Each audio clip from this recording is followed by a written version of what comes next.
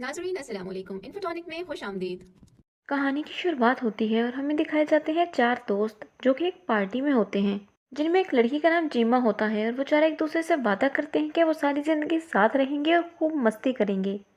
उसके बाद वहाँ उनका एक और दोस्त आ जाता है जो पार्टी में ड्रग्स देता है और उसके बाद वो लोग पार्टी शुरू कर देते हैं। टेबल पर रखी उनकी तस्वीर एक लड़का उठा लेता है जिसका नाम फिलिक्स होता है। वो दरअसल जेमा को पसंद करता है लेकिन उसे कभी भी नहीं बता पाता। तभी फिलिक्स का दोस्त उसके पास आता है और उसे कहता है कि जाओ और जाकर जीमा को बता दो कि तुम उसे पसंद करते हो और उससे शादी करना चाहते हो। लेकिन फिलिक्स काफी डरा हुआ था इसलिए वो ऐसा करने से मना कर देता है। लेकिन फिलिक्स का दोस्त उसे ड्रग्स देता है और नशे में वो जिमा के पास जाता है और कहता है कि मैं तुम्हें पसंद करता हूँ। लेकिन जिमा ये सुनकर कहती है कि लेकिन मैं तुम्हारे लिए ऐसा नहीं सोचती, तुम अच्छे लड़के हो, तुम्हें मुझसे ज्यादा अच्छी लड़की मिल जाएगी। ये सुनकर फिलिक्स का दिल टूट जाता है और वो वहां से चला जाता है। उसके बाद वो सब दोस्त ट्रूथ एंड डेयर नाम की एक गेम खेलते हैं, यानी ट्रुथ को चुनकर कोई सच बोलो और डेयर को चुनकर कोई काम पूरा करो। जिमा की दोस्त एक बोतल को घुमाती है जो फिलिक्स पर आकर रुकती है। ट्रूथ एंड डेयर में से कुछ एक चुनने को कहती है और फिलिक्स ट्रुथ को चुनता है। जिमा की दोस्त उसे क्वेश्चन करती है कि अगर तुम्हें पूरे दिन के लिए किसी को चुनना हो जिसके साथ तुम पूरा दिन बिता सको तो तुम किसको चुनोगे। उसे कागज का एक टुकड़ा देकर कहती है कि तुम उस लड़की पर रख दो जिसे तुम चुनना चाहते हो। सोचता है और वो कागज का टुकड़ा जिमा पर रख देता है। ये देखकर जिमा के दोस्त को बिल्कुल भी अच्छा नहीं लगता और उसे गुस्सा आता है और वो गुस्से में उठकर फिलिक्स को एक जोरदार मुक्का मार देता है, जिसकी वजह से फिलिक्स को काफी शर्मिंदगी होती है और वो वहां से चला जाता है। फिर कुछ सालों के बाद हम जिमा और उसके दो दोस्तों को पार्टी में जाता हुआ देखते हैं। बर्थडे पार्टी होती है फिलिक्स की जिसमें उसने इन सबको इनवाइट किया था। अभी वहां पर जिमा और उसके बाकी दोस्त भी पहुंच जाते हैं और एक दूसरे से इतने अरसे बाद मिलकर बहुत खुश होते हैं। आसपास देखने पर उन्हें कोई नहीं दिखता। वो आवाज भी लगाते हैं लेकिन वहां पर कोई नहीं आता। तभी एक बूढ़ा एक गाड़ी लेकर आता है और कहता है कि फिलिक्स आप सबका इंतजार अपने पुराने घर में कर रहा है। उसका पुराना घर यहाँ से कुछ दूरी पर है, आप लोगों को मैं वहाँ अपनी गाड़ी पर छोड़ाऊंगा। जिमा का दोस्त उसे मना कर देता है और कहता है कि नहीं शुक्रिया, हम वहाँ पैदल चले जाएंगे। इसके बाद वो लोग पैदल ही उसके पुराने घर तक पहुँच जाते हैं। वहाँ उनकी मुलाकात फिलिक्स के बड़े भाई से होती है और वो लोग घर के अंदर चले जाते हैं। तो ये देखकर हैरान हो जाते हैं कि यहाँ पर तो पार्टी जैसा कोई माहौल ही नहीं था। तभी अंदर फिलिक्स का भाई आता है और कहता है कि फिलिक्स यहाँ पर नहीं है, वो शहर से बाहर गया है किसी काम के सिलसिले में। वो यहाँ पर आना चाहता था लेकिन काम की वजह से नहीं आ पाया और आई एम सॉरी, ये बात मैंने आप लोगों को पहले नहीं बताई। ये कहकर वो उन सबको वाइन यानी कि शराब पीने के लिए देता है। अब हैरत की बात ये थी कि वो लोग जिस जगह पर रुके थे वहाँ पर ना तो कोई गाड़ी थी, ना कोई स्टेशन था और ना ही कोई पुलिस स्टेशन था। यहाँ जिमा का दोस्त फिलिक्स के भाई से पूछता है कि तुम क्या करते हो, जिस पर वो कहता है कि मैं आर्मी में हूँ और फिलहाल छुट्टियों पर हूँ। यहाँ पर सब लोग शराब के नशे में थे सिवाय जेमा और उसके दोस्त जेनी के। तब फिलिक्स का दोस्त कहता है कि आओ हम लोग गुब्बारों से खेलते हैं। तब उसका भाई कहता है कि नहीं, मेरे पास इससे भी ज्यादा अच्छी चीज है खेलने के लिए, चलो आओ हम लोग ट्रूथ एंड डेयर गेम खेलें। इसका भाई बोतल को घुमाता है और वो जेनी पर आकर रुकती है और वो ट्रूथ एंड डेयर में से डेयर को चुनती है जिसमें उसे जेमा के गले लगने का डेयर दिया जाता है और वो अपना डेयर कंप्लीट कर भी लेती है। बोतल फिर से घुमाई जाती है, इस पर बोतल जेमा पर आकर रुकती है और वो ट्रूथ चुनती है। तब जेमा का दोस्त पूछता है कि तुम उससे शादी करोगी, जिस पर जेमा मना कर देती है। उसके बाद फिलिक्स का भाई बोतल घुमाता है और बोतल उसके खुद की तरफ रुकती है और वो ट्रूथ चुनता है। तो वो कहता है कि मेरा भाई फिलिक्स शहर से बाहर नहीं है, असल बात ये है कि उसने खुदकुशी कर ली है। उसकी इस बात पे किसी को भी यकीन नहीं आता, उन सबको लगता है कि वो मजाक कर रहा है। फिलिक्स का भाई कहता है कि मैं मजाक नहीं कर रहा, उसने इसी घर में लटक कर अपनी जान ले ली थी और हमारी फैमिली में खुदकुशी करना शर्मिंदगी माना जाता है, इसलिए हमने किसी को भी नहीं बताया कि फिलिक्स खुदकुशी करके मर चुका है। जिस पर फिलिक्स का दोस्त उससे पूछता है कि अगर फिलिक्स मर चुका है तो तुमने हमें यहाँ पर क्यों बुलाया।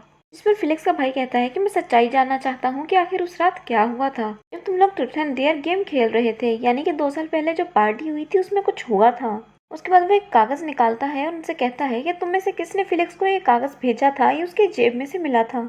इस कागज पर मेरे भाई फिलिक्स के लिए बहुत ही गंदे और गलत अल्फाज लिखे गए हैं। इसी कागज की वजह से मेरे भाई ने खुदकुशी की थी, उस पर यह भी लिखा था कि ट्रूथ एंड डेयर गेम बकवास है। ये सुनकर जिमा का दोस्त कहता है कि मुझे तो कुछ भी समझ नहीं आ रही, मैं यहाँ से जा रहा हूँ। लेकिन तभी फिलिक्स का भाई उसका रास्ता रोककर खड़ा हो जाता है और कहता है कि तुम लोग यहाँ से कहीं नहीं जा सकते। ये कहकर वो उस पर हमला कर देता है और उसे जान से मार डालता है।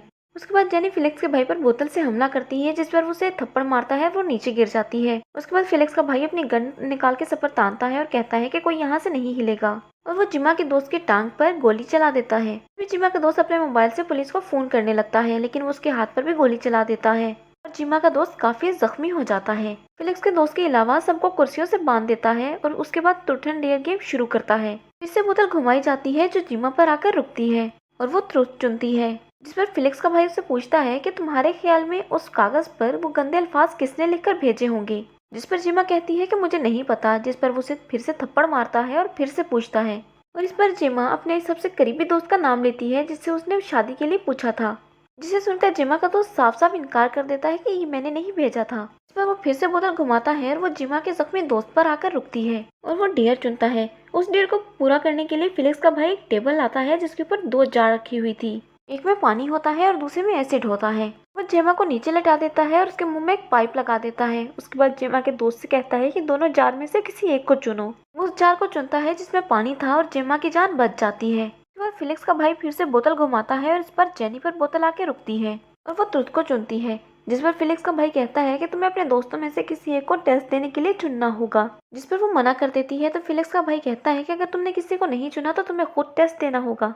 ये सुनकर जेनी डरती हुई जिमा के दोस्त का नाम ले देती है। तब वो उसे लिटाकर उसके मुंह में पाइप लगा देता है। जिमा के जख्मी दोस्त से जार को चुनने को कहता है। दोस्त चुनता है जिसके बाद फिलिक्स का भाई उस जार को चला देता है। पर उसने तेजाब को चुना होता है जिसकी वजह से जिमा के दोस्त की बहुत बुरी तरह मौत हो जाती है। फिलिक्स फिर से बोतल घुमाता है लेकिन तब भी बाहर जिमा का एक और दोस्त आ जाता है। फिलिक्स का भाई उसे कहता है कि तुम अंदर क्यों नहीं आए, अब आ जाओ। जिस पर वो कहता है कि नहीं, अभी नहीं, फिर कभी, अभी मैं बहुत जरूरी काम से कहीं जा रहा हूँ। फिलिक्स का भाई उस दोस्त पर हमला कर देता है लेकिन वो उसकी आंखों में स्प्रे मार देता है। वो वहाँ से भागने की कोशिश करता है लेकिन फिलिक्स का भाई उसे पकड़कर उसकी बाजू ही तोड़ देता है। फिर वो अपनी गन में 3 गोलियां डालकर फिलिक्स के दोस्त को देता है और कहता है कि मुझे नहीं पता किस बार में गोली चल जाएगी, तुम एक बार जिमा के दोस्त को गोली मारोगे और एक बार मुझे मारोगे। जिमा के दोस्त की तरफ गन चलाकर गोली चला देता है और बदकिस्मती से गोली चल जाती है और उसकी मौत हो जाती है और इस वजह से वो काफी घबरा चुका था। लेकिन ये देखकर फिलिक्स का भाई उस पर हंसता है। जिमा अपने हाथ खोल लेती है और वहाँ से भाग जाती है। उसी घर में आ जाती है जहाँ पर वो पहले रुके थे। वो वहाँ पर जाकर मदद मांगती है लेकिन वहाँ पर कोई नहीं होता। ऊपर जाकर वो देखती है कि फिलिक्स अभी जिंदा है लेकिन वो भी बेड पर है और उसे लकवा हो गया है, यानी कि वो पैरालाइज्ड हो गया है और वो सिर्फ अपनी आंखें घुमा सकता है और अपनी एक उंगली हिला सकता है। जिसे देखकर जिमा कहती है कि तुम्हें ये सब देखकर मजा आ रहा होगा, है ना।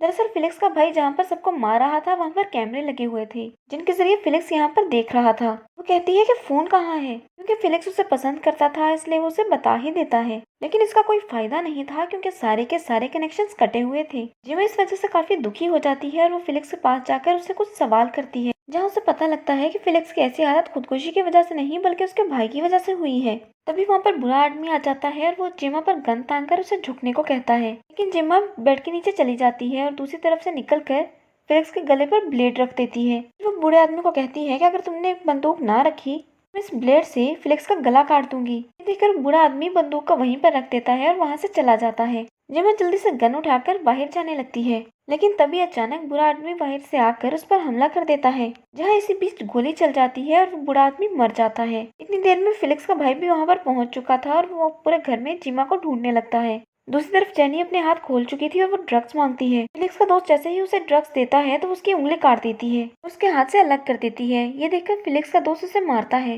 हाथ खुले होने की वजह से जेनी उसे धक्का देती है और उसका पाँव बोतल पे आने की वजह से फिसल जाता है, गिर जाता है और वहीं पर उसकी मौत हो जाती है। जिसके बाद जेनी खुद को और जिमा के दोस्त को भी खोल देती है। उधर जिमा गन लेकर नीचे जाती है जहाँ उसे फिलिक्स का भाई भी मिल जाता है। वो उस पर गोलियां चलाती है लेकिन एक भी गोली फिलिक्स के भाई को नहीं लगती और वो बच जाता है। अब फिलिक्स का भाई जिमा को मारकर फिलिक्स को लेकर उसी पुराने घर में आ जाता है जहाँ पर जेनी और बाकी सब थे।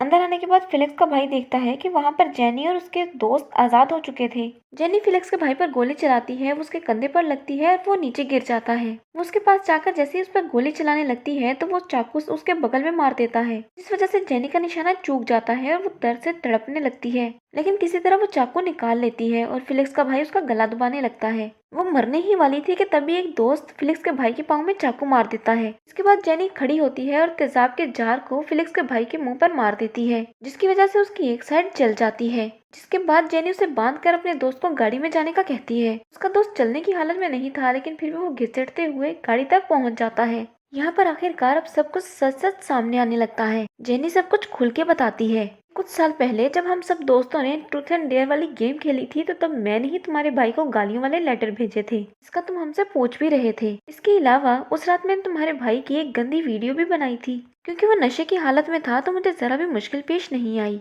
मुझे ये सब कुछ करना शुगल लगता था और बहुत ज्यादा मजा आता था। ये सब कुछ मेरे लिए मजाक था और मुझे वाकई बहुत मजा भी आया और सबके बाद सब कुछ नॉर्मल ही रहा। जहाँ पर सबको ये लग रहा था कि फिलिक्स ने सब दोस्तों के मजाक की वजह से अपनी जान लेने की कोशिश की थी, लेकिन ऐसा कुछ भी नहीं था। वो सब तो एक मजाक था जैसा सब दोस्त एक दूसरे के साथ करते हैं। लेकिन मसला तब बना जब कुछ पैसे हासिल करने के लिए जेनी ने फिलिक्स को वही गंदी वीडियो सेंड कर दी जिसके बारे में वो नहीं जानता था। ब्लैकमेल करते हुए कहा कि मुझे कुछ पैसे दो वरना मैं तुम्हारी ये वीडियो इंटरनेट पर डाल दूंगी और तुम्हारे भाई को भी सेंड कर दूंगी। और इसी वजह से फिलिक्स ने खुद को मारने की कोशिश की, क्योंकि वो एक अमीर और मशहूर फैमिली से था और वो नहीं जानता था कि उसके बारे में ये बात उसके भाई को पता चले। वो अपने भाई से काफी डरता था और नहीं चाहता था कि लोग उसके बारे में कुछ बुरा सोचें। फिलिक्स का भाई इस मुश्किल वक्त में भी अपने भाई को गुस्से से देखता है, जैसे कि उसने सबका नाम मिट्टी में डुबो दिया हो। ये सब देखकर फिलिक्स रोने लगता है। तभी जेनी वीडियो को चलता हुआ छोड़कर फिलिक्स के हाथ में एक बॉम्ब रखकर गाड़ी में आकर बैठ जाती है। फिलिक्स बार बार उस वीडियो को देखकर बहुत शर्मिंदगी महसूस करता है।